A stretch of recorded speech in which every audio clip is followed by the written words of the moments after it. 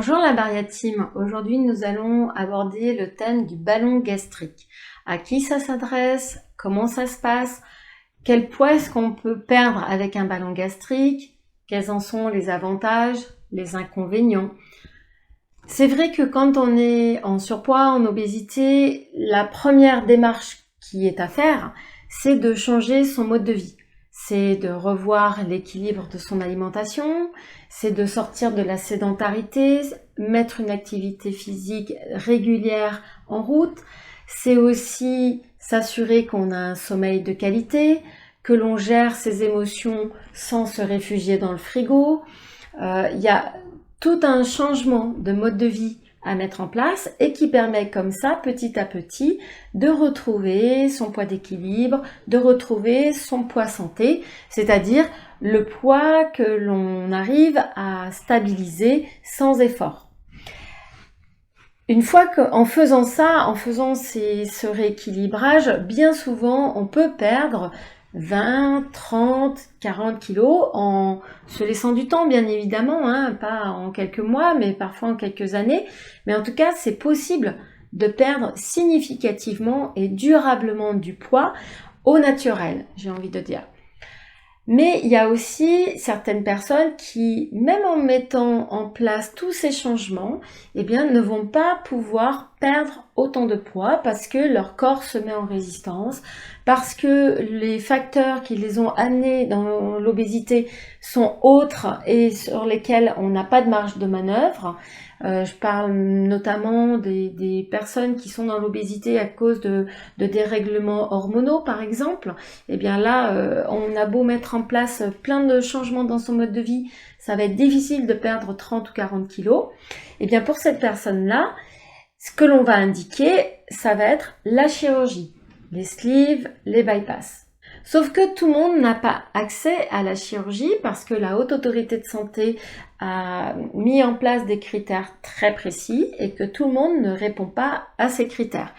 Un des critères les plus connus, les plus flagrants, c'est l'indice de masse corporelle, puisque pour accéder à la chirurgie bariatrique, il faut avoir un IMC d'au moins 40 ou bien d'au moins 35 avec des comorbidités associées, c'est-à-dire de l'apnée du sommeil, du diabète de type 2, de l'hypertension artérielle, des douleurs ostéo-articulaires. Vous voyez, il y a des comorbidités qui sont très clairement identifiées.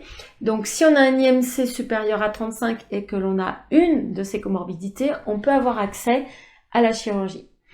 En revanche, on peut être en obésité, mais sans y avoir accès, et dans ces cas-là, une solution qui peut être indiquée, c'est le ballon gastrique. Le ballon gastrique, c'est cette solution intermédiaire entre la perte de poids au naturel et la chirurgie bariatrique.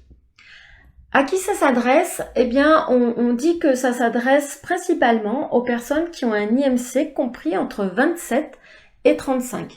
Alors pourquoi 27? Parce qu'en dessous de 27, on estime que en revoyant son mode de vie, on peut assez facilement sortir du surpoids et retrouver un IMC normal qui est à 25. Pourquoi au-delà de 35? Pourquoi la limite haute à 35? Parce qu'au-delà de 35, on estime que on va avoir accès à la chirurgie. Mais c'est pas forcément le cas. En tout cas, il n'y a pas de contre-indication technique, mécanique à se faire poser un ballon en ayant un IMC à 38 ou à 40 ou à 42. Même parfois, le ballon peut être posé pour les hyper obèses que l'on ne peut pas opérer. On va leur poser un ballon gastrique, le temps de perdre du poids pour ensuite avoir accès à la chirurgie. Donc vous voyez, il n'y a pas de contre-indication technique, mécanique à l'IMC au-delà de 35. Mais on va dire que dans la population générale, dans les personnes qui majoritairement se font poser un ballon gastrique, l'IMC se situe entre 27 et 35. Maintenant, comment ça se passe? Techniquement, moi je vais vous parler du ballon ellipse parce que c'est le seul que je connais. Donc il y a peut-être d'autres techniques, il y a d'autres marques de ballons, ça c'est sûr. Il faut regarder sur internet, mais moi je n'en connais qu'un. Je n'ai vu poser que celui-là, c'est le ballon ellipse de la société Allurion. Donc ce que je vais vous dire, ça concerne ce ballon-là. comment ça se passe techniquement? Vous allez avaler une capsule qui a à peu près la taille d'une grande datte, voyez? Donc vous allez l'avaler avec beaucoup d'eau, vous allez être entouré du chirurgien et ça sera dans un cabinet de radiologie parce que une fois avalée, cette capsule, elle reste reliée à un fil, donc vous avalez la capsule, ça part dans votre estomac et le chirurgien va vérifier qu'elle est bien positionnée. Il va vérifier ça avec la radio. Et une fois qu'il s'est assuré que la capsule est bien positionnée dans votre estomac, il va la remplir d'eau. Avec donc le fil, il va remplir d'eau et ça va représenter un volume de 550 ml. Donc vous allez avoir, ça va gonfler comme un ballon, hein, vous allez avoir ça dans l'estomac et une fois qu'on a vérifié que tout est bien en place, le chirurgien tire d'un coup sec le fil de manière à fermer le petit clapet du ballon et il va retirer le fil et vous aurez donc le ballon dans l'estomac. Ce ballon, il va prendre de la place. Il prend de la place, ça vous permet donc de manger moins sans ressentir la faim. Vous allez ressentir la satiété beaucoup plus rapidement que si vous n'aviez pas le ballon, évidemment, hein, c'est très mécanique comme schéma. Et vous allez, comme ça, forcer votre organisme à aller puiser dans les réserves et donc à se servir dans la masse grasse et donc diminuer la masse grasse. Ce ballon ellipse, vous allez le garder pendant 4 mois, pendant 16 semaines exactement. Comment ça se passe pour l'évacuation? En fait, très naturellement, il se perce et il s'évacue, l'eau s'évacue et la petite capsule s'évacue aussi dans les selles. La majorité des gens ne se rendent même pas compte qu'en fait, ils n'ont plus le ballon dans leur estomac. Donc, vous voyez, c'est quelque chose d'assez discret, qui n'est pas très invasif puisqu'il n'y a pas de chirurgie et qui permet comme ça de manger moins sans ressentir la faim. Alors, est-ce que c'est douloureux? Souvent on me pose la question, je vais pas vous mentir, les 2-3 premiers jours, attendez-vous à avoir une bonne gastro, mais bien costaud. Donc, c'est pas confortable, c'est pas agréable, ça peut être douloureux, vous allez peut-être mal dormir une nuit ou deux, mais j'ai envie de dire, c'est sur un laps de temps très court, très éphémère. Vous allez avoir un traitement pansement gastrique avant et après la pose du ballon pour aider votre estomac à bien s'accoutumer à la présence du ballon.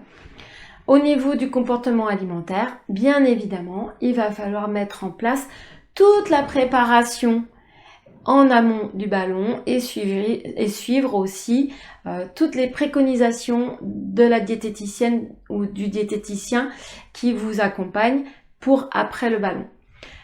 Pour la partie préparation, bien entendu, n'oubliez pas la préparation psychologique, elle est tout aussi importante pour un ballon que pour une chirurgie. Si vous stressez au travail et que vous mangez du chocolat en rentrant à la maison, le ballon ne résoudra pas le problème, tout comme la chirurgie ne le résout pas. Donc tout ça, ce sont des choses qu'il va falloir mettre en place bien en amont de la pose du ballon. Et tout le suivi nutritionnel, mais aussi psychologique, est tout aussi indispensable pour le ballon que pour la chirurgie.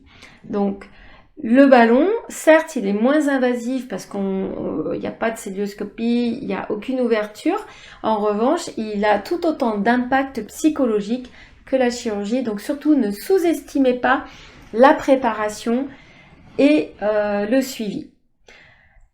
Il n'y a pas de préconisation par la Haute Autorité de Santé en termes de préparation à la pose du ballon. Donc ça peut être dans un délai de 15 jours à 2 mois, 3 mois, 6 mois, selon vous. Selon vos contraintes, votre souhait. Ça, c'est une discussion à avoir avec le chirurgien qui va vous poser le ballon. En termes d'avantages, inconvénients, les avantages, c'est que c'est pas invasif, ça permet d'avoir une aide extérieure pour résoudre les problèmes de poids, bien entendu, sous réserve d'avoir un véritable accompagnement tout autour et un véritable changement de mode de vie tout autour, parce que c'est ça qui va garantir la stabilisation. Donc il y a vraiment ces avantages-là, c'est pas particulièrement douloureux. En termes de résultats attendus, la moyenne de perte de poids, c'est de 13,5 kg. Donc, vous voyez, c'est quand même assez intéressant. En termes d'inconvénients, je dirais qu'il y a le coût financier, puisque ce n'est absolument pas pris en charge par la sécurité sociale. Tout est à votre charge. Certains chirurgiens vont vous faire un prix qui comprend l'accompagnement nutritionnel et l'accompagnement psychologique. D'autres vont vous faire payer leurs prestations et le ballon. Et il va falloir rajouter la partie suivi nutritionnel et la partie suivi psychologique. Mais en tout cas, l'ensemble est à votre charge. Il faut compter un minimum de 3 000 €, mais ça peut être beaucoup plus. C'est plutôt pour les chirurgiens pour lesquels je travaille, moi, c'est plutôt 3 700 €. Ça dépend des régions. Mais il faut voir qu'il y a certains chirurgiens, c'est beaucoup plus, notamment en région parisienne. Ça, vous avez toutes les informations sur le site Ellipse. Je vais vous mettre le lien en dessous de la vidéo, comme ça vous pourrez voir. Vous pourrez voir aussi, si vous êtes intéressé, quel chirurgien dans votre région le pose, s'ils font des réunions d'information pour compléter un petit peu tout ce que j'ai pu vous dire. Voilà. Je pense que j'ai fait le tour du sujet. Si vous avez des questions, n'hésitez pas à prendre contact avec nous. N'hésitez pas à demander un bilan gratuit aux ambassadeurs. Ils pourront répondre à vos questions. Moi, je suis aussi à votre disposition. Et puis surtout, si vous avez apprécié cette vidéo, mettez un petit like, partagez et surtout, n'hésitez pas à mettre des commentaires en dessous de la vidéo. Ça nous encourage et ça permet de montrer à YouTube que cette vidéo est utile. Je vous retrouve mercredi prochain, l'équipe Baria Team vous retrouve mercredi prochain pour un prochain live. À très bientôt.